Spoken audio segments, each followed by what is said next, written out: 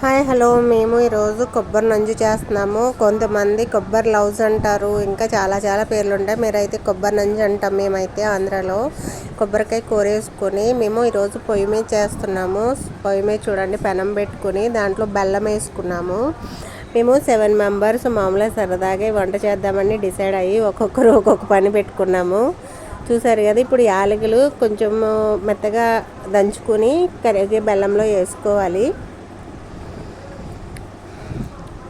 బెల్లంలో వేసుకొని బెల్లం బాగా కరిగే వరకు ఉంచుకొని కొంచెం జిగురు వచ్చిన తర్వాత ఈ కొబ్బరి వేసేసుకోవాలి. చాలామంది పాకం వచ్చిన తర్వాత వేసుకుంటారు. పాకం వచ్చిన తర్వాత కొబ్బరి వేస్తే కొబ్బరి అనేది ఉడకదు.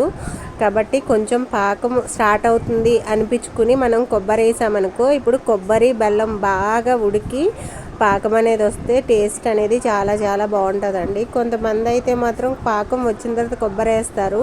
ఆ పాకంలో కొబ్బరి వేసిన వెంటనే కొబ్బరి ఉడకకుండానే ఆ కొబ్బరికి పాకం అంటుకుని గట్టి గట్టిగా అయిపోతుంది.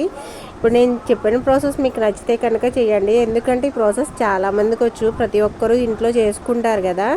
చూసారు కదా, ఇప్పుడు ఆ బెల్లం మొత్తం పాకంలో కొబ్బరి మొత్తం ఉడికింది, బెల్లం మొత్తం కరిగిపోయి ఒకసారి చూడండి ఎలా వచ్చిందో.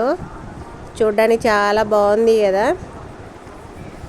దీన్ని మేము మళ్ళీ తీసుకుని 7 మెంబర్స్ అన్నాం కదా, ఏ కొబ్బరికాయ కూరని చిప్పల్లోనే మేము ఒక్కొక్కరం పెట్టుకుని తిన్నాము. చాలా హ్యాపీ అనిపించింది. పల్లెటూరుకి వెళ్ళినప్పుడు ఇలా ఫ్రెండ్స్తో ఇలా చాలామంది చేసి ఎంజాయ్ చేస్తూ ఉంటారు కదా. ఇది ఒక చిన్న హ్యాపీనెస్ అండి. మీ అందరికీ నచ్చితే కనుక లైక్ చేయండి, షేర్ చేయండి, సబ్స్క్రైబ్ చేయండి. చూసారు కదా, మేము చిప్పల్లో పెట్టుకుని తింటున్నాము.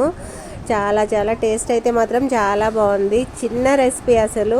మేము 7 మెంబర్స్ ఉన్నాం కాబట్టి 7 మెంబర్స్ కూడా ఒకరు కొబ్బరికాయలు వల్లడం, ఒకరు కొబ్బరికాయ కోవడం, ఒకరు బెల్లం చెదగొట్టడం, ఒకరు పొయ్యి అంటించడం, ఒకరు వండడం అయిపోయింది. చూసారు కదా ఎంత సింపుల్గా అయిపోయిందో. ఒకరి మీదే పని మొత్తం పడకుండా అందరము చేసుకున్నాము. అందరం పెట్టుకుని హ్యాపీగా తిన్నాం. చాలా టేస్ట్ ఉంది. మీకు నచ్చితే ట్రై చేయండి. Okay, thank you so much అండి. Bye bye.